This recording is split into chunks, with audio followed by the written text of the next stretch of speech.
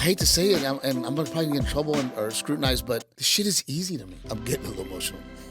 I was driving to your house. My wife and I, our first apartment. I drove through there and I stopped. And I just thought, man, all the things me and my wife been through.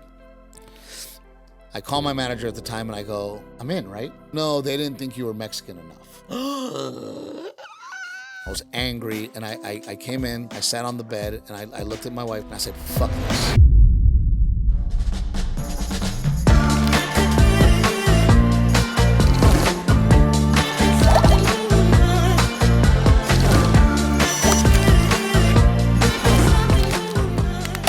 What's up, guys? Welcome back to the podcast. I'm here today with legendary comedian Steve Trevino. Steve. How are you, buddy? It's a little intimate today. It's a little intimate. We're going to be on this little love seat. Yeah, we're sitting here together. What do you I think? like it. I love it. I was, stand up, I don't get nervous. Yeah. Ever. Right. Right? Like, I could be eating a taco, and then they call my name on stage, and then I just walk up. Yeah. When I podcast, I'm always like, oh my God, what are we going to talk about? Am I, and the world we live in now, it's like, you could say Haktui, Yeah. and then you know what I mean? Yeah. Do you have a Haktui in your, you have something like that you could put on the internet that would take off? I'm thinking, I'm like, I got to have something. And you would lose your job and go into hiding. And then apparently get signed by UTA. Yeah, did she? I don't know. I read it somewhere. I'm sure. And you're like, of course they did. Well, right? she lost her job. What a wild world. Well, but here's what's crazy about her, in my opinion. Yeah. It's not what she said so much. It's that she was a cool chick. Yeah. Like, she wasn't hot, but she wasn't ugly. Yeah. She just seemed like a really cool chick. Yeah, that's all a guy wants, right? Yeah. It's just a cool girl. Okay, she just be cool and funny and hang out. My wife's like that. She's just fun. How long you been with your wife? We got married in January. Oh, like new shit. Yeah, new shit. Yeah, second wife. Second wife. So you get like, when I was watching redo. I was watching your special, which is so great. It's on Netflix, called Simple Man. Yes. Right? I just watched it. It's Steve, it's brilliant. Well, it's thank you. Brilliant. I'll tell you why. It's brilliant. It's so universal, and it's like that's my favorite kind of comedy is stuff about the wife, the kids. And then I was like, okay, where's he going to go now? And then you even went into your dad, and you had like 10 minutes on your dad's truck. Yes. Which I just thought was like, God, how did he do this? This is amazing. And it's funny because I always thought, like, man, these guys are going to come and watch my specials and me talk about my wife and my family. Yeah. And they're going to go to their wife and they're going to say, you got to come see this guy. Yeah. It's the opposite. Oh, yeah?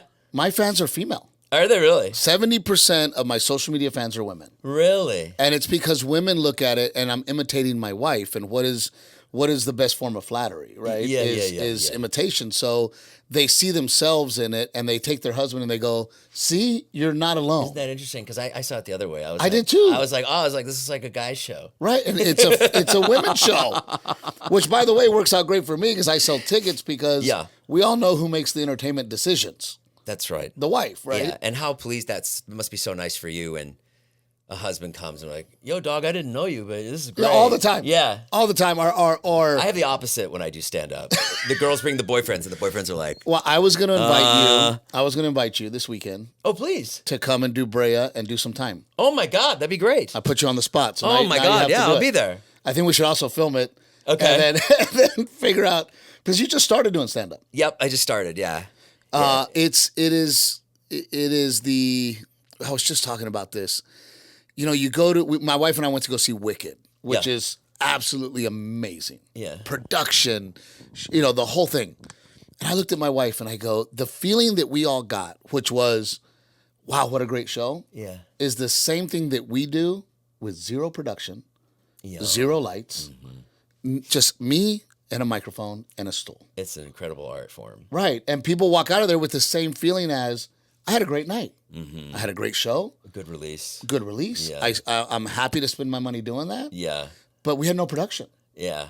I was opening for, I was in Sturgis and I had gotten hired to open for 3 nights in a row. Okay. And it was Kiss one night. Yeah.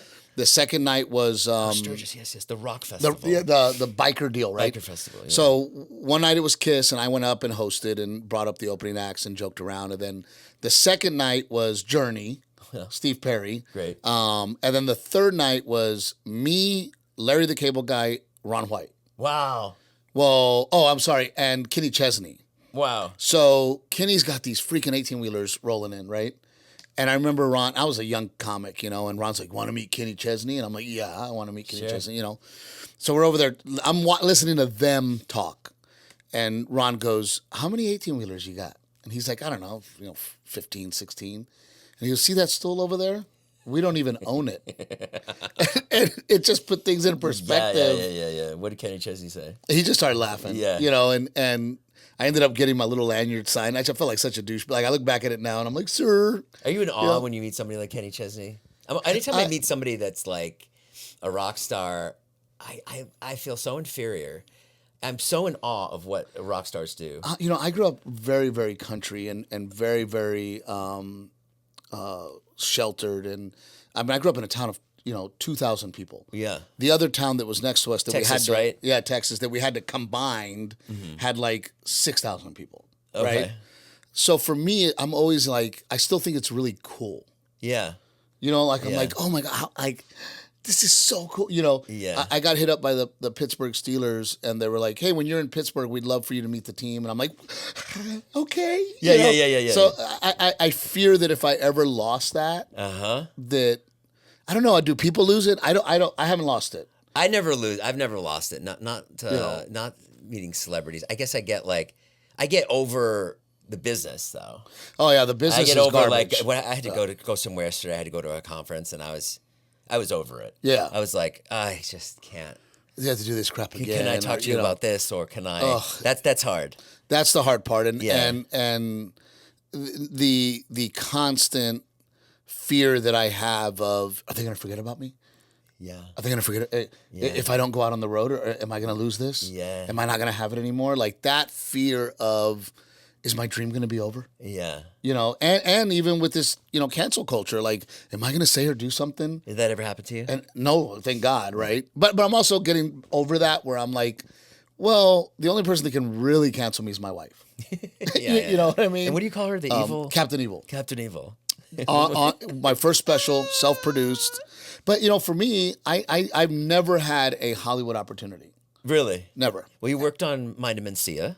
You wrote for Pitbull. I did. Right. And Mind of Mencia came because I was Mencia's opening act. Yeah. Which was a blessing and a curse. Did you get blacklisted? Not so much blacklisted because I was so young. I mean, that's been over 20 years now. Yeah. But more like guilty by association. Yeah. So after that, I never trusted another comedian.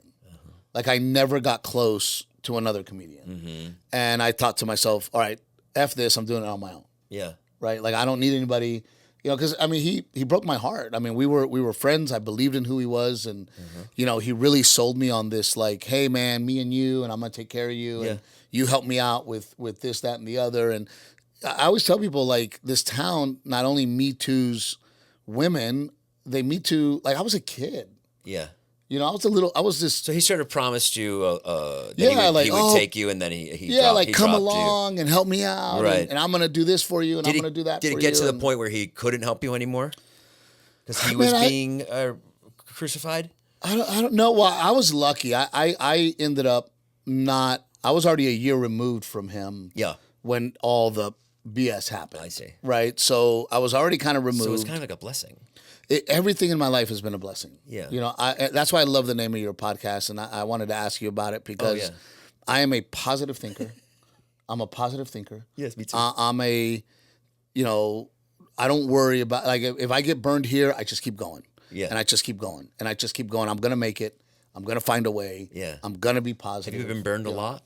I have been burned a lot, over the years, and because of this business. In what way? In how? With the Mencia thing. Yeah. Right. Where here I thought we had this friendship. Here I thought he was somebody that he wasn't. Yeah. You didn't know he was stealing jokes.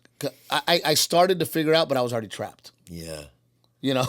When you started learning. I think Bobby Lee tells a similar story. Yeah. Like by the time I figured it out, I was kind of like living in LA, needed a paycheck. Yeah. Trying to figure out, like, okay, like this is obviously not good. I got to get out of this. Yeah. But then I couldn't just walk away. Yeah. So it was, kind of being trapped. Would you say that was your hardest time? Yeah, but it wasn't. Yeah, I mean, looking back, it's like, was it even that hard? I got to work. I got to be on a Comedy Central show. What a good attitude you had. It was. I learned a lot, man. I learned so much from Mencia, good and bad. Mm-hmm. And as much as people shit on that guy, he is a good comedian, and he is a good performer. Yes, and he is very intelligent, right? Mm-hmm. So he taught me a lot about stand-up. He taught me a lot about performing. Taught me a lot about how not to be. Mm-hmm. I would watch the way he would go, and because comics, when they make it, they have two choices, and it's always never in the middle. It's always either I'm gonna do to the young guys what they did to me, fuck them, or I'm not gonna be that guy. Yeah. And my attitude was like, okay, I'm not gonna be that guy. Yeah. I'm not gonna be the hazer, the well, you're an opener, dude. Like, I don't treat people that way. Yeah. And I learned that by watching Mencia going, okay, I don't like the way he does things. Yeah. I'm gonna do it different. Yeah. So it's never been bad. Yeah, that's good. You know what I mean? Yeah. And then I was always working. I was always working and always getting better. And I heard you talking to Gabriel Iglesias about like, hey Gabe, how do you get better? And Gabe goes, I don't know. Well, part of the reason Gabe doesn't know is because he's retardedly talented. He was always good. Yeah, he's just one of the most entertaining humans. Yeah. You'll ever meet. I mean, you're just hanging out with him, right? And the voices and the yeah. And he's got this. Yeah. It's infectious. He's just infectious. He's just an incredibly talented guy, but it's just time on stage. Yeah, it's how many times can you get on stage and learn from every single thing every time you go on stage. Oh wow, it's repetition. It's repetition. That's why I'm like, hey man, like if you're doing stand up, come hang out with me. Yeah, I'll come hang out. Come to Brea. Yeah. Go do 5 minutes. That'd be great. Have a good time. Okay. Do 10. I don't care. Okay, yeah. Have a good time and enjoy your time. But hopefully you walk off that stage going, I got to do it again. Yeah. And I'm going to do it again because I want to do this different. Right. Because the guy had it in my head, and the way I said it wasn't the way I had it in my head. Uh-huh. And I want to go back and do it. And that's all it is just. And with Mencia, I got repetition. The guy was on the road at that time when I was with him 45 weeks a year. Doing sometimes 10 shows a week. Oh, wow. And I was the opening act. Oh, wow. So here I am getting this education of like... Yeah, 30 minutes every night. Yeah, 2 shows a night, 3 shows a night. I mean, where you can immediately go... That's why I want you to come to early show. Yeah. And then do second show. Okay. Because I think that if you do early show... Yeah. Then me and you can sit in the back, laugh about it. Right. Talk about it. Then you get another shot. Get another shot at it. Right? Where you're like, I want to do it again. But no, I mean, my journey has led me to where I'm at. I couldn't be happier in my life. How many kids you got? I have 2 kids. I have the most beautiful wife in the absolute world. Amazing. I have the most beautiful kids. Why she called Captain Evil? Because she's a spoiled brat. Because she tells me sometimes, she goes, I'm raising 2 kids and a grown kid, about me. And I'm like, yeah, I may be a grown kid, but I'm raising 2 kids and a spoiled fucking brat, right? So that's why I call her Captain Evil, but I'll take spoiled brat over... I show my tits to your friends. Yeah. I'll take that any day. One of my favorite, I love when you talk about my favorite thing when the stand-up special, you talked about, I love this bit. You were talking about, you're like, I'm going to throw a party for the Little League. And you talk to the other Little League coach and you're like, we're going to get pizza and a bouncy house. We're done. And that's it, right? Yep. And then women feel this need to elevate the party. Well, they want to turn it into a thing. And it's like, it's not a thing. Yeah. It's little boys that want a bouncy house and pizza. Yeah. These little boys are... She says to you in the bit, she goes, I don't have time to plan a party. And you say, I'm not asking you to... I never asked you to plan a party. Why are you doing this to me? You're doing this to you. Yes. I'm actually working on a similar premise. And everything, by the way, on stage, in my act, happens. Yeah. Uh-huh. And I will tell you, because now that I know that you're a stand-up nerd and you love it, I will tell you. So one time, I'll tell you this it's a great story. I have a cousin, 16 years old. He's supposed to spend the night at his buddy's house. Gets drunk with his buddy, goes back home, catches my aunt and uncle having sex. Oh, wow. Right? Fast forward, he goes to his parents. Now he's in his late 20s. He goes to his dad and he says, Dad, like, why would you have a kid 16 years after me? And his dad goes, remember when you caught me? Yeah. Well, you scared me, and now we have your brother. Right? So I thought it was the greatest story. Yeah. And I would tell it on stage because I was like, oh, man, this is such a great story. It's really funny. Yeah. And then people would come up to me afterwards, and they would go, oh, my God, I didn't know you had a brother. And I'm like, oh, shit, I lied. So after that, I go, no more stories that are made up. Uh-huh. Right? And a lot of comics do that, right? A lot of comics go, I'm going to make up this great story or I'm going to tell this great story. Yeah. And that's fine. That's an art. And I'm not mad at them for it. But for me, I was like, it has to happen to me. Mm-hmm. Right? So I have those moments where we're planning up this end of the year baseball thing. Yeah. And then the wife turns it into a party. And I'm sitting there going, oh my God, that's a bit. Right? And then recently this winter, my son came up to me and he goes, it's like 40 degrees outside. He goes, Dad, let's go swimming. I go, buddy. I go, it's 50 degrees outside. It's 40-something degrees. He goes, Dad, we have a heater in the pool. Yeah. Heat the pool. And I'm like, yeah. You're right, dude, right? So I got at that time, my 2.5-year-old, my 8.5-year-old, and we're getting ready. Yeah. Right? And we're having fun because we're running out there, and then, we would put our toes in the water and be like, it's not ready yet. And we'd run back in, and we're having a blast. We got our bathing suits on, and we got our little towels, and we're waiting for it to get to the right temperature. Yeah. My wife shows up, Captain Evil, and she's like, what are y'all doing? I go, we can go swimming. She says, it's 40 degrees. I go, we have a heater. Yeah. She says, nobody's going swimming. She says, it's too cold, and then you're going to run in the house, and then there's going to be water everywhere, and blah, blah. And the kids look at me like, and I'm like, guys, So the kids were like, Mom, She pulls me to the room, and she's like, I can't believe you did that to me. I go, what? She goes, you made me to be the bad guy. And I'm like, bitch, you made you to be the bad guy. Yeah, you should have just stayed out of it. Right. So I take that story. I haven't put it on stage yet, but I have this story now that I'm like, okay, how do I turn that into an actual bit? Yeah. How do I get that on stage? How do I cut the fat? How do I get to the point? And at the end of the day, what is the meaning of that bit? Uh-huh. Like, what is the true heart of it? What do you think it is? What do you think the meaning is? The heart that I hope it leads to for a premise is we just parent different. Yeah. So then that leads me into that premise, right? So I have this nugget. I see. Right? Yep. And then I go, okay, well, why does she parent that way and why do I parent that way? Yeah. Obviously, she's thinking, well, I'm the one that has to clean up. Yeah. I'm the one that's going to have to take care of a sick kid if they get sick, right? Uh-huh. And I'm thinking, fun. Yeah. I'm down, whatever, man. I'm leaving town on Wednesday.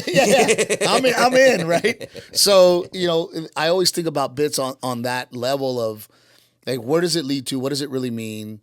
How can I say something on stage that gives of what the true meaning of that bit is? And the true meaning is that we parent different. Uh-huh. And it's not that my way's right or wrong. That's right. Or her way's right or wrong. It's just we're different. Yeah, I get into this thing with my wife too. She gets upset at something, and then I just can't see why she's upset. Right. You're like, what's the problem? Yeah. And then I really try. Like, I don't understand why this is and you're like me problem. Where I'm like, I make money telling dick jokes. Yeah. What's the problem? Yes. Like, we have all this. Bills are paid. Yeah. There's no problem. Yeah. What were you like growing up? Man, that's a tough question. I don't think I fit the mold of the typical artist or comedian. Mm-hmm. Love sports, played ball. Mm-hmm. My dad put me to work very, very young, so I really didn't have a childhood. I was kind of forced to be a man. What kind of work? Roofing houses. Yeah. Did you go up on a roof when you were a kid? 12 years old. Yeah. Oh, wow. Roofing houses, construction. Oh wow. Doing demo, framing. My uncle used to frame houses. My uncle was kind of into everything, and my dad would be like, "Hey, go make some money," So I really didn't have a childhood. High school, I was kind of a bully. Yeah. Kind of a bully, kind of a dick. Is that sad for you to have a childhood? Did you ever think about it? Yeah, and it's tough, but I'm also extremely successful. Yes. So now when I'm raising my kid, I'm like, I gotta find that balance between I want to be hard on him, but I also want him to have a childhood. Yeah. So a lot of times I have to remind myself he's 8. Yeah. When I get home and the trash cans are out there and I'm like, dude, go get the trash cans. And I'm like, well, he's 8, man. You know what I mean? So there's a dilemma. That's a funny bit. Right. There's a dilemma in telling a 6-year-old to go get the trash can. Yeah. And he cuts the yard. I put this, we live on 12 acres. So we have a 0-turn lawnmower, but he's too light. And it has a trigger that if you don't weigh enough to put the trigger down, it's not going to work. Yeah. So I put a bag of corn because I have corn to feed the deer. I put a bag of corn. He sits on the bag of corn. And my neighbors, because I live in this swanky neighborhood, they're like, Trevino's over there making his kid cut the yard. We all have Mexicans, and he has his kid, you know. So I really try to find that level between, like, let me show you how my dad did it to me and made me extremely successful. Yeah. And a survivor and a hard worker. And I want you to have a childhood. Because I really didn't have childhood. Tough divorce growing up. Lot of. Your parents still alive? Yeah. My parents still alive. I'm blessed enough to have step-parents, great step-parents. But, you know, I was out of the house by 18. And then when did you go from roofing to stand-up? I actually, when I turned 16 and can get a real job, I told my dad, I was like, I'm going to go wait tables. Yeah. Like, you were done roofing. Yeah, I'm like, this shit. It's hard work. It's hard work. Well, and then I'm hanging out with like grown-ass men. Yeah. You know, and it was not like I had to be the one to go, hey, Dad, this isn't the environment for a kid, you know. So I started busting tables and waiting tables from 16 to 18, which also led to my survival and my ability to succeed because. Did you go to college? No college. Went straight to a comedy club. Oh, wow. Addison, Texas, right? Addison, Texas. Graduated high school. Boom. Is it the Improv? Yeah, my cousin, when you're Mexican, you got lots of cousins. A lot of, you know. Yeah. How many? My mom's one of 9. Yeah. So okay, hundreds of cousins, right? Wow. He calls me up. He goes, "Hey, man, I had never seen a comedy club in my life." Yeah. He goes, "I live across the street from an improv comedy club," and I remember watching Evening at the Improv. Yeah. And I go, "I'm on my way," and in my head, I was like, "I'm gonna make it." That's the Improv. They have TV shows. Yes. Like I'm fucking on my way. Were you funny? I was always funny. Yeah. Always good. Always. And I hate to say this on this public forum. I've never ate it on stage. No. Never. Really? I would watch guys That's awesome. I'd be at the Comedy Store and I would watch dudes eat it over and over again. I'm like, I would leave. You're gonna do it again? Yeah. That was terrible. Yeah. If that happened to me, I'm not doing it. Right. But I've never ate it. I've never eaten it on stage. I've always been able to get a laugh and have fun. I don't mind that confidence. I think that's okay to say that. I was watching John Mulaney on David Letterman's show, and he asked him a question, and he was like, "Oh, did you always imagine you'd play the Hollywood Bowl?" And John Mulaney goes, "No, I never could have imagined it." And then he takes a second, and he goes, "Actually, can you ask me that question again?" Because I wasn't being honest. And Letterman goes, "Yeah, sure, okay. Did you ever imagine you'd play the Hollywood Bowl?" And he goes, "Yeah." He goes, "I always knew I would." Yeah, I'm the same way. Yeah. I'm the same way. I knew, awesome. I'm getting to the age now and the confidence now where I'm like, I used to say, when you eat it all the time, you got to eat it for years, and then, because that's what comics say. Yeah. And I would go, I guess that's what you're supposed to say. But for me, I'm like, no, I never ate it. I knew I was going to make it. Yeah. I knew I was going to be. So first time you go up on Addison, the Addison Improv, you do good. Well, I was already doing it at the family parties. Just standing up and doing stuff. Yeah, imitating the uncles and cousins. And they were doing karaoke. Yeah. Back in those days, the karaoke machine had come out. Yep. Like the portable one, and your uncles singing "I Love Rock and Roll." Yeah. And then they would be like, "Okay, Steve's gonna go next." Yes. And I'd go up there and shit on the family, and Amazing. And so even then as a kid, I hate to say it, and I'm probably get in trouble or scrutinized, but this shit is easy to me. Yeah. Like it's not hard. It's awesome. To me. It's awesome. So you probably went pretty quickly to doing an hour. And I was very lucky that I only worked the door at the Addison Improv and waited tables there for like 2 years. I have literally been on the road a professional comedian since I was 20. Oh, wow. I remember turning 21 on the road, doing stand-up professionally as an opening act. And I have never had a job since. Wow. I've always done stand-up. That's why when you tell me, like, hey, Steve, is there bad times? I'm like, well, when I really look back on it, like, no. Mm-hmm. I didn't make a lot of money, but I still survived, and my bills got paid, and my life's been pretty freaking awesome. Yeah. As a matter of fact, it's more complicated now than it was when I wasn't making money. How so? Just all of it. I have an assistant. Yeah. I don't need this is this funny thing, isn't it? Yeah. I was talking. You know who Annie Lederman is? Oh yeah. She's really funny. We were talking about that. She's like, it's hard to have an assistant. Yeah. It's like you have to have someone standing over you, like you all have the time. Give them stuff to do. Especially somebody like you that my assistant's does like, everything, has been doing everything for themselves. Yeah, my assistant's like, Steve, I had no idea how busy your life was. Yeah. She's like, oh my God, you've got this. I mean, she's texting me, don't forget, you can park here and you got a podcast and I'm like, okay, thank you, because my life is so freaking crazy between the travel, between trying to be the best comedian, trying to be the best dad, trying to be the best husband, with all the things that are pouring at me constantly with podcast, interview, TV interview. I also own several businesses, so then I have to check in on the businesses that I own. What kind of businesses you own? I own a social media company. I'm part owner in a shirt company. The shirt I'm wearing in the special, that's my company. Oh, yeah. Yeah, so it's called Raoul Western Wear. Yeah. I don't know if how you feel about it, but as a Latino, I looked at all the other races, and they all have their clothes. You know what I mean? Like, black people have black designers, and their we never did as as Mexicans. So I was like, I'm gonna make a Mexican-owned and operated brand. Yeah, Western shirts. Yeah, well, Texas Western. Tex Western, So kind of Tex-Mex, and we give that little. You do boots and cowboy hats out there at all? I've always worn boots and cowboy. Well, that was what was weird. Boots on stage? And by the way, shout out to Uncle Cracker. Uncle Cracker's wearing my shirts. The singer? Yeah. And That's great. Somebody sent me, they're like, Steve, look, Uncle Cracker's wearing. And we weren't advertising to him. He just found him. And I'm like, oh, sweet. That's awesome. What were we talking about? Do you do cowboy boots on stage or no? That's all I wear. Yeah. And do you ever wear the hat? I never wear the cowboy hat. Not on stage, but like around life in Texas. I grew up like that. Yeah. Here's how crazy it is. What's the advantage of a cowboy hat? I wear it when I'm cutting the yard. Yeah, sun, yeah, and shade, right? But isn't it hot on your head? No, in the summer you wear the straw hat, and then in the winter you wear the felt, and the felt is nice and warm, and you can go out and let me tell you how crazy it is, and how small town I am. Yeah. When I moved out of Texas, to see grown men at night not wearing boots was a shock to me. Every man I knew growing up wore cowboy boots. That's how, you know what I mean? That's how small town I was. Yes. That I came to LA and I'm like, dude, that 40-year-old's wearing fucking Airwalks? Yes.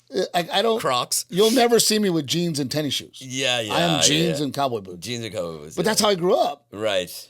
I didn't know, like, it's just, it was one of those culture shocks for me where I'm like, oh, people dress different. Yeah. Because I just grew up in this tiny little country town where people rode horses, really rode horses. Yeah. And drove combines. I mean, the farm was across the street. Right. And the combine would come by, and we hunted and we fished. What's a combine? And, like the thing that plows the fields. Yeah. And then picks up the cotton, and that's how I grew up. So for me coming to a civilization, why were you a bully when you were younger? Because in what regard? In what way were you a bully? I used to love to fight. Oh, you did? I was a very aggressive guy, but I was also super sharp tongued. Yeah. Like I'm so quick. Right. So, if you came around and I knew that if I made fun of you, I could make people laugh. Yes. You'd show up and be like, dude, what's with the hat, homo? You know what I mean? And then boom, boom, boom. And then that starts fights. Yeah, then starts fights, but then everybody's laughing. And, when I was in high school, I'm like, well, that's good, right? But I never thought about the dude. Yeah. And now that I'm older, I'm like, man, kind of a shitty thing to do. And that's why I don't like roast. People go, you should go do the roast. And I go, I don't want to be that guy again. Yeah. You know what I mean? I'm all about love, man. I'm all hugs. I'm all like, hey, you do you, I do me. Right. I'm very into, freedom. And if you want to be gay, man. You want to be trans, be trans. I don't, you do you, I do me. Yeah. And that's kind of where I'm at in my life, where I'm just happy. Yeah. I'm happy. Go. You have a bit in your special about coaching. Oh, so I am coaching little league. I coached basketball. Do you? You're white, right? Yeah. There's no future in it. You know that, right? I mean, these kids were 9, but I really related. Boys or girls? Boys. Do you have a 9-year-old? Well, no. This was my son's grown now. This was 8 back years, in the day, 8 years ago. Yeah. But I just related to it, like the idea of the parents showing up and they don't come to practice, and then the kid that sucks, and the dad doesn't know. Isn't that crazy? That the kid sucks. Yeah. They like, but it's the same as the stand-ups that don't know they're eating shit. Yo, Have you met those guys when they walk off stage like, you see that? Killed, right? And you're like, I don't think you saw the same. Yeah, the audience didn't get me. You didn't see the same show that, you know. Yeah. But there's these dads that you go, are you not here? Do you not see that all these kids can actually catch the ball? And yours can't? Do you not? Yeah. But there's truly blind. Yeah. And now we're in this like travel baseball, which, oh my God, dude, it's like. We're in travel volleyball. It's insane.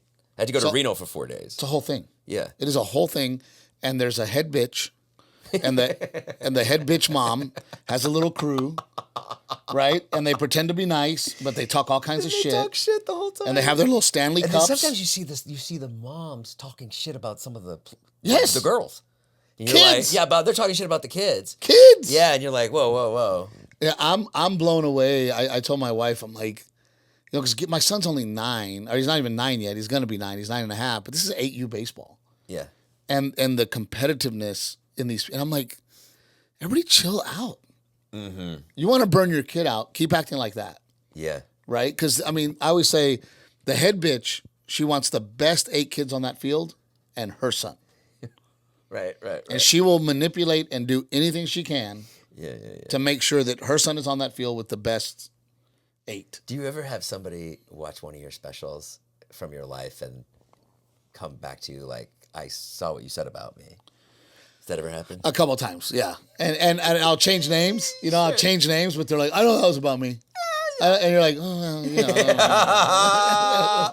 But that's the hard part about doing what I do, I think, is the most difficult part is, you know, I really hurt my sister's feelings in that special. The last one? Yeah, this one, The Simple Man, where I said I know the bit. My fat sister, right? Fat sister. She identifies as that. And I hate that. I hate that I hurt her feelings. And then she substitutes they all still live back home. And then, you know, my sister is a principal assistant, my other sister, and then my older sister subs for them. Okay. And then my little sister All calls teachers. me up. All teacher. My little sister calls me up. She goes, you know, everybody's asking Lisa if she wants to eat a spaghetti sandwich. You know, and it really hurt her feelings. And she really is the sweetest, kindest woman. Of course. Like, it's awful. She's not asking for it, not looking to be made public, not looking for. But I went up to her, and she goes, "Are you gonna do that in the Netflix special?" And I go, "Can I?" And she goes, "It really hurts my feelings." And I said, "Lisa," I said, I have to do it. No. I go, "It's so funny." Yeah. And she goes, "Well, you're so good to my kids, and if you have to do it, you have to do it." I'm like, okay. And I did it, and now I'm like, yeah, I'm in that in between. Should I have not? Yeah. But at the same time, it's the truth. Well, sometimes things like that, You know? they're like they can be a bond. They can strengthen your bond little bit. I'm so glad you said that because it really has. Yeah. You know, where I think about her more. Because my relationship I'm way closer to my younger sister. Yeah. We are homies. We talk life, we talk kids, we talk marriage, we talk everything. We're very, very close. Right. And I was not very close to my older sister. Mm-hmm. And now, like, I think about her more. Mm-hmm. I think about her feelings more. I'll call her more. Uh-huh. You know, she was in her daughter. I'm very proud of her daughter. Texas A&M Corps Cadets in the Marines. She's now a lieutenant sergeant in the Marines. She was stationed in Vegas, and my sister goes, "Oh my God, I wish because she had been in Japan. She says, I want to see my daughter in Vegas." I said, "You know what? I'll take care of it. That's nice. You know, I'm gonna do that for you." Yeah. You know, and she was like, "Really?" I go, "You know what? Yes. Yeah. Go to Vegas, get you a nice room, the Luxor, get you a nice Yeah. And she was like, "Oh my, She loved it, yeah. You got me the Luxor."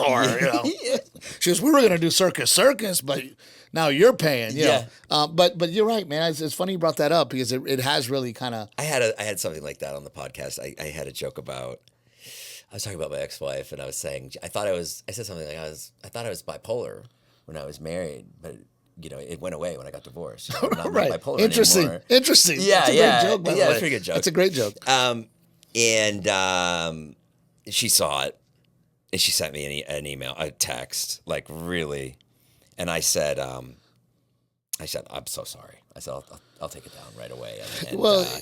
And it was a clip that she saw, so I'll take the clip down. And And I just apologized. I didn't put up a fight or anything, and because it sucks. It's not. She's not. It's not cool. She's just Right.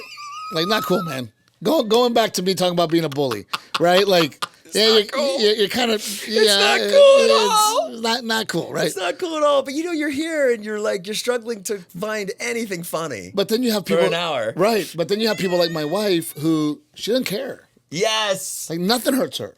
Yeah. She's just a strong woman. Yeah. Thick-skinned. People ask her all the time, "Oh my God, you let him say those things?" And she's like, "I think it's funny." Yeah. So that's why I say I do have the most beautiful woman in the world, because we fit for what I do. You guys do a podcast together, We do a right? podcast, Steve and Captain Evil. How's that? Do you fight on there? Ever? We do. And we've had moments where our producer's like, "Hey, maybe we don't air that one." And we had a moment where we're like, "No, air it." Because we want to be real. We want to be honest. Yeah. We had a real moment on the podcast. Yeah. And as much as you want to hide that moment, you go, "No." Yeah. Like, put it out there. And I think it's made the podcast successful and endearing. I'd love to have you and your wife on. Sure. Because her family's in Houston. it's very couples. Close to Houston? We talk, yeah, kind of. Well, Maybe we'll not come do close, it. close, but I You live do in it there, right? I live in New Braunfels, Texas. I'm 40 minutes south of Austin, 30 minutes north of San Antonio. Do you ever go into Austin and do stand up? No, No? no, Isn't it such a scene there now, though? that's the problem. Oh, it's everybody. I don't want to. Tell me. I found out very quickly when I moved to LA with my cowboy boots, driving my 1978 K5 Blazer. Mm-hmm. I found out very quickly that I didn't fit in. Yeah. And I wanted to desperately. I wanted so bad to be in the group and in the club. I felt like that too when I was trying to do stand up. Yeah. And you're like, man, I want to be with the cool kids.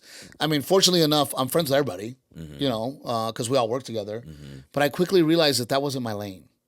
And when I started, when I got with my wife and we started dating and I started going in that direction and I started going back to my roots of Texas and kind of Americana and just growing up the way I grew up, and I started telling those stories, that's when my career took off. Yeah. And I started to realize, like, I'm 45 years old right now. I'm 46 years old right now. I don't want to be the 40. I used to sit there in my 20s and I would see these guys in their 40s, late 50s with families, with kids. And I would go, why are you here till 3 a.m? And I just don't want to be that guy. Yeah. You have a career. Why are you here? I understand if you don't have a career and you got to make a career for yourself. But I watch your show. You're on a TV show. You're doing this. You're doing that. Why the fuck are you here? That's sad life. Right. In my opinion. In your opinion, yeah. Right? And I just thought, I don't want to be that. Yeah. And I don't want to be in the scene. And I don't need to be in the scene. And I want to be more of a, and then I started thinking, wait a minute. Jim Gaffigan's not here every night. He has a great career. Right. Kevin James ain't here every night. He has a great career. Ray Romano, Larry the Cable Guy, Ron White, Jeff Foxworthy, Ronnie Carrington. I mean, there's all these dudes, Doug Stanhope. I mean, and I'm like, wait a minute. You don't have to be in this group to have a career. Is it exciting when Netflix calls and says they want your special? Yes, because we sold a special to them in 2014 or 14 that was self-produced. My wife and I decided to do it on our own. Yeah. We had $400 left in our bank account. We put everything on the line, sold it to Netflix, and me and the wife were like, that's it. We're going to make it. Yeah. We're going to be stars and, blah, blah. Nobody cared. And then we put clips out, and the clips went viral. In 2014, the service wasn't as big as it was, right? Wasn't they're still mailing DVDs in 2014, right? Yeah. It's not huge, right? Yeah. I mean, there's a couple of stand-up specials, but not a lot, Sure. and but at that time, that was it was becoming the next stand-up thing. Yeah. And I thought, I'm going to make it, no big deal. Nothing happened for a year. I started putting these little clips out on social, and we went viral. And right now, that original clip that went viral has 240 million views. Wow. What's the bit about? It's about my wife coming home from shopping and making me play The Price is Right. Okay, how much? Yes. How much? Yes, and I'm yes, like, yes. I don't care. And then she'd become an auctioneer. Okay, I went to, and then I went over there. This cost, but that bit literally changed my life. I'm selling out comedy clubs. Wow. And I think to myself, they're gonna call. Yeah. Right? I mean, 200 and at that time 100 million views. Yeah. They're gonna call me. Yeah. No phone call. No phone call. Oh, I'm gonna get another special. Yeah. No phone call. We self-produced another one. Yeah. Did it again. Went viral again. Yeah. Went from selling out comedy clubs to adding shows. Now we're adding shows. Things are getting bigger. They're gonna call. Yeah. Never called. Wow. Let's do it again. So we did it again. Put our own money on the line. Self-produced. My wife directed. These are all going on YouTube. No. Specials. Amazon Prime. Amazon Prime. But we're self-distribute them to Amazon Prime. Mm-hmm. Oh, so you have to pay for it to see it. Yeah. At this point. You have to pay for it, or you do that rev share thing. So you can do a rev share with Amazon. Oh yeah, Prime. If you have Prime, you if you have Prime, right? If you that one was called Till Death. So then boom, we did Till Death. Very great, produced with Comedy Dynamics. All right, they're gonna call, right? Somebody's gonna call. Right? We're now we're adding shows. We're selling 2,000-3,000 tickets a weekend. They're gonna call. Didn't call. Then COVID hit. Like, oh crap, COVID hit. We did it again. Well, we'll do it again. Did it again after COVID. Couldn't find a home for it. Didn't want to go to Amazon again. COVID kind of delayed things. Put it on YouTube. Boom. YouTube now we have 5 million views on that deal. I made a ton of money on YouTube. Yeah. And I was like, at that point, I go, we don't need anybody. Yeah. If I can keep doing this, yeah, I'm going to be fine. with the ticket sales. Then Netflix called. Merch. And then Netflix said, we're willing to give you a chance. So what they did was they gave us that kind of, we'll pay for it, we'll put it on, but it's not a Netflix deal. Does that make sense? I don't know. They have like those deals. So I spent every penny they gave me. What's a Netflix deal? Is that like multiple specials? There's two different kinds where they go, here's the money. Yep. Minimal. Yep. Go produce it, and we're going to put it on. Yep. So kind of like a licensing deal. But we're going to pay for it. Yeah. And we're not paying you. If you want to take money out of that, go ahead and do that. But I was like, I'm going to spend every penny of this because I already have money. I want to show what we can do. And then now, hopefully. That's the deal they gave you. Go make it. Yeah, go make it. We ended up in the top 10 for 10 days. Stayed at number 2 behind The Gentleman, which had released that week. Amazing. We stayed at number 2 for 4 of those 10 days. Amazing. At this point, any special that has come out after me has not reached the success that I reached. That's great. It's Steve. It's really something to be proud of. It's amazing. I'm very, very proud of it. You have an ability to like craft a world very quickly.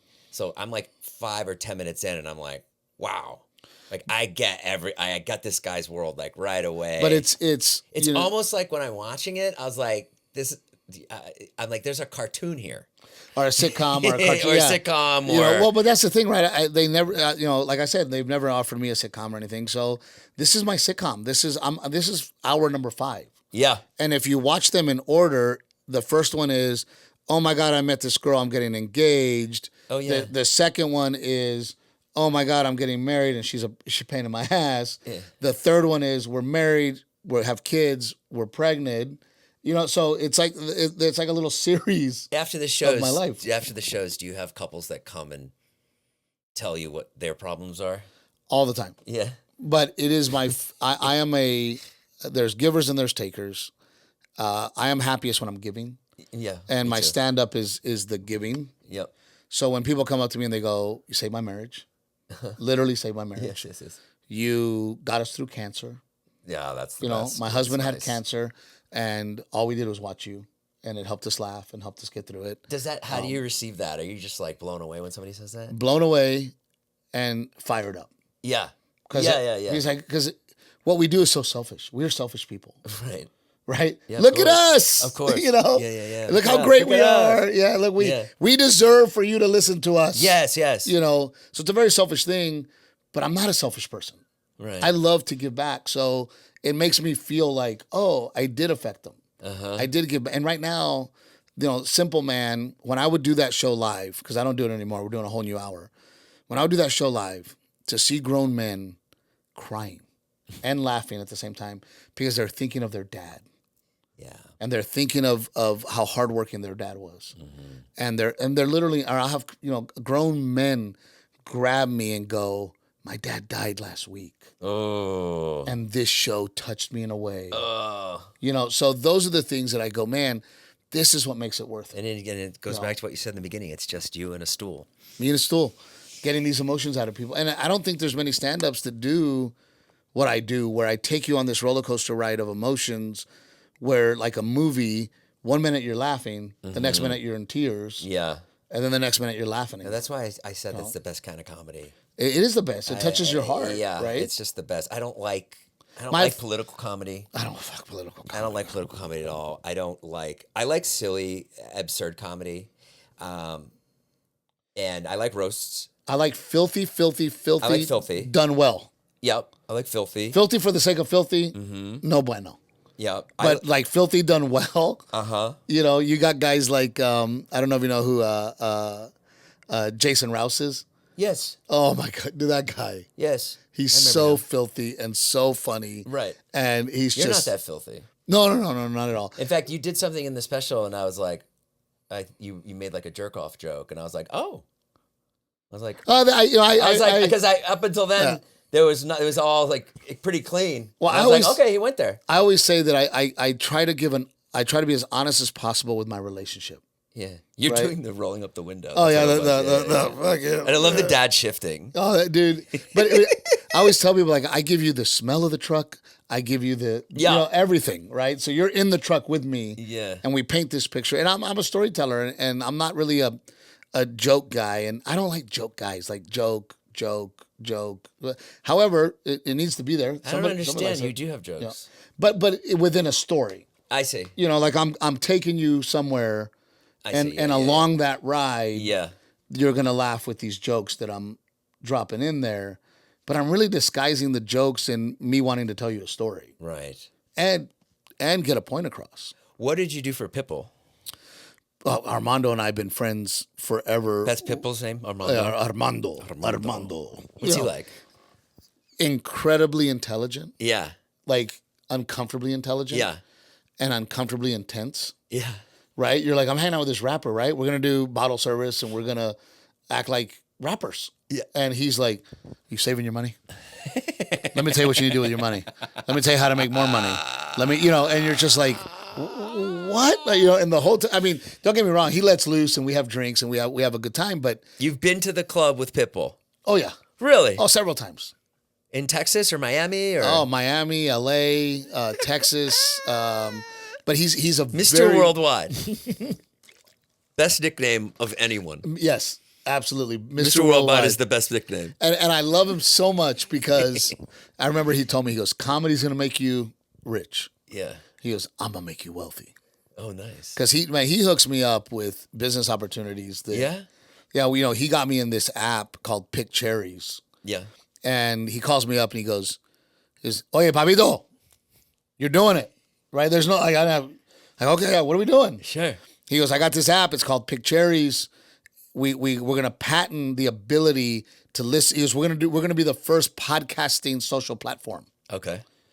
Right? Yeah. So I'm in it. And we have this thing called Pick Cherries. But what you can do, if somebody's watching this podcast on Pick Cherries, they like something we said that they want to share. They hit a button, it clips. picks that clip, and then you can now share it. Oh, no way. Yeah. So I'm like, if Pitt says do it, I do it. Yeah, that's great. And now, like, I'm in these like owner emails. Here, let me give you an update. I'm like, oh, this is, huge, right? Yeah. But he is just such an intense dude. I got hired. I met Pitbull for the first time. It was a great story. First time I met Pitbull, I'm opening up for Mencia. Yeah. We do a morning show for DJ Laz. Yeah. And I don't know if you remember the Bom Bom Sabrasura. That was Yeah. DJ Laz's song. They called him the Pimp with the Limp because he's one of those dudes with the little leg. You know what I mean? But he's very Miami, very Latino. We go do this morning show with him. He comes to the show and he brings a young Pitbull. And I'm a young comedian. Yeah.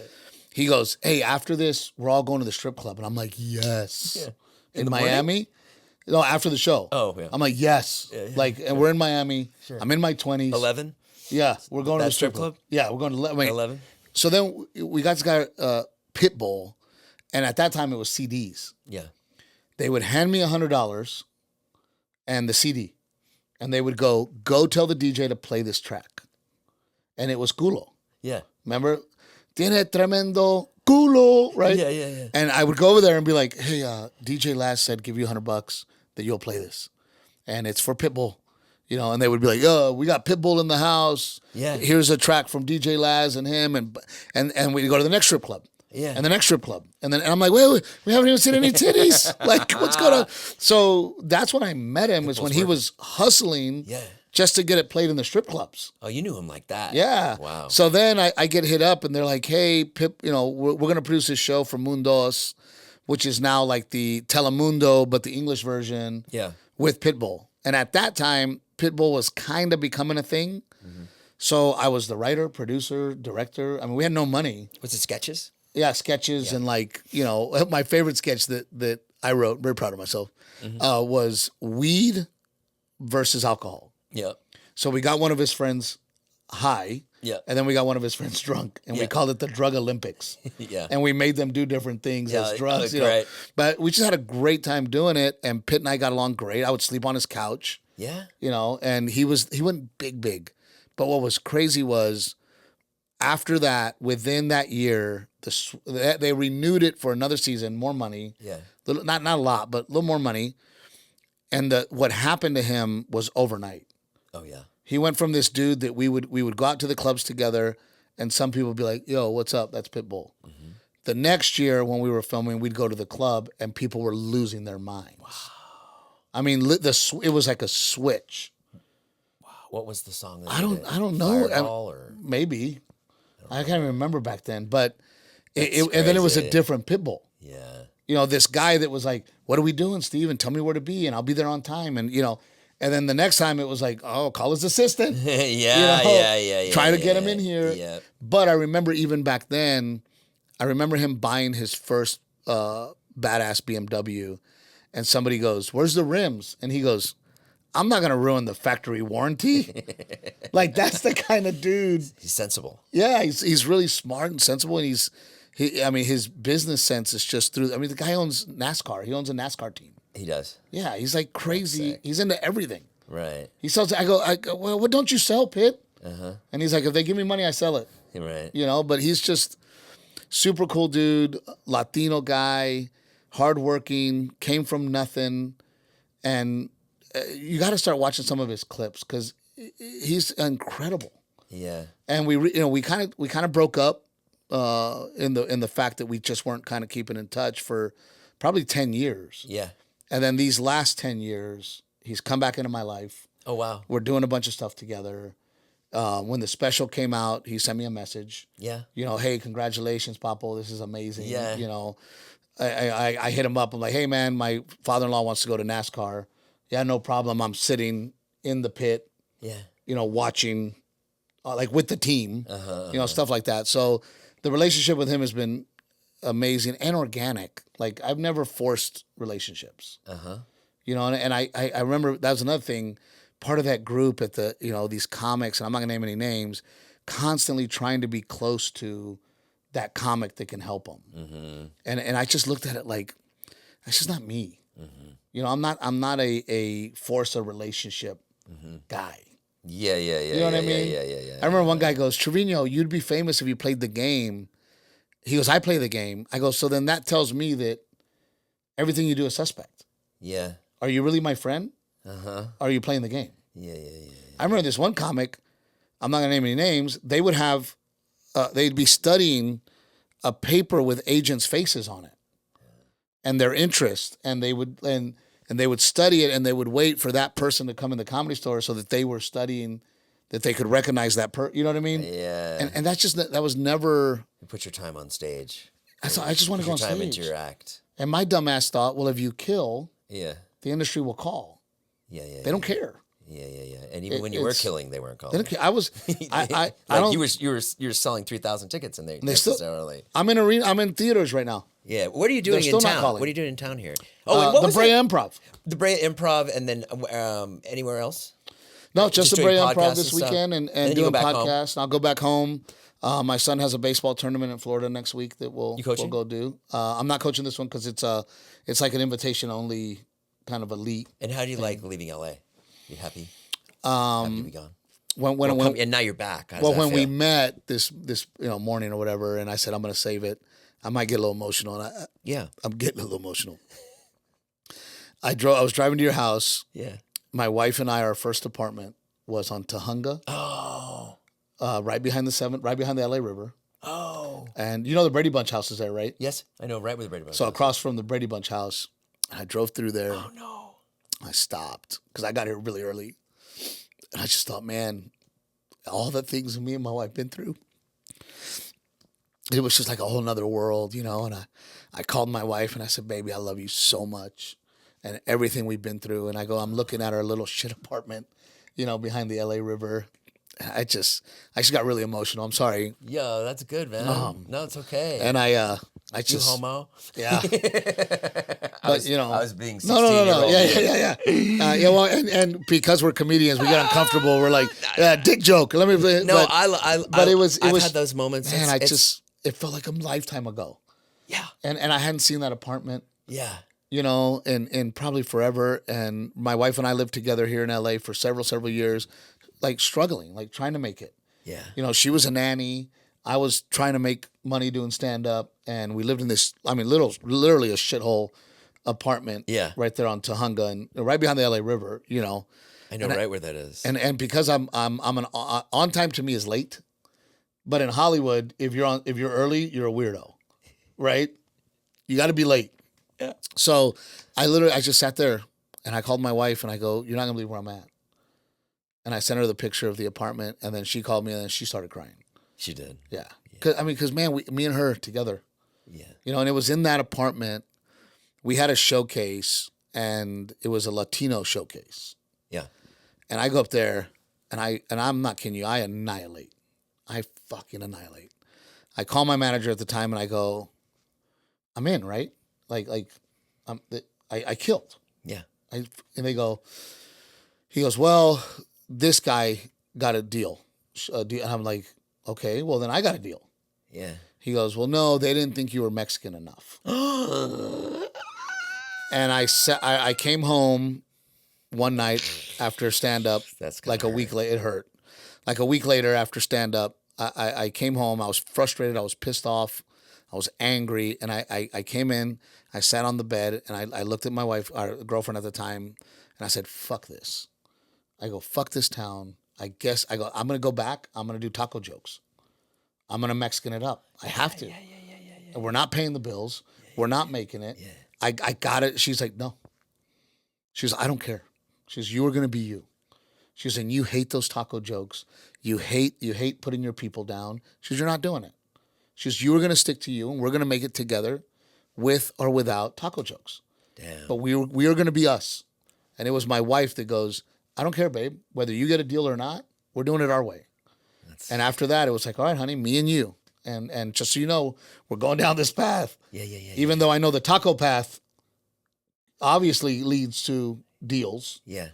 She's like, no, do you. And we did it. And we did it together. And it was so her much sweeter strength. that way, huh? Yeah, it was her strength that said, we're not going to sell out. You're not going to do it. Dude, that's awesome. Because I would get, every audition I would get was accent. Yep. I'd walk in the room, and then I would do how I thought this character would be. And the casting directors would be like, can you, can you, and I'm like, and I know what the fuck they're talking about, but I'm like, can you explain? Can you do it with an accent? Yeah. And I'm like, can you give me an example? Yeah. Well, but every fucking audition I would go on was for a Mexican dude.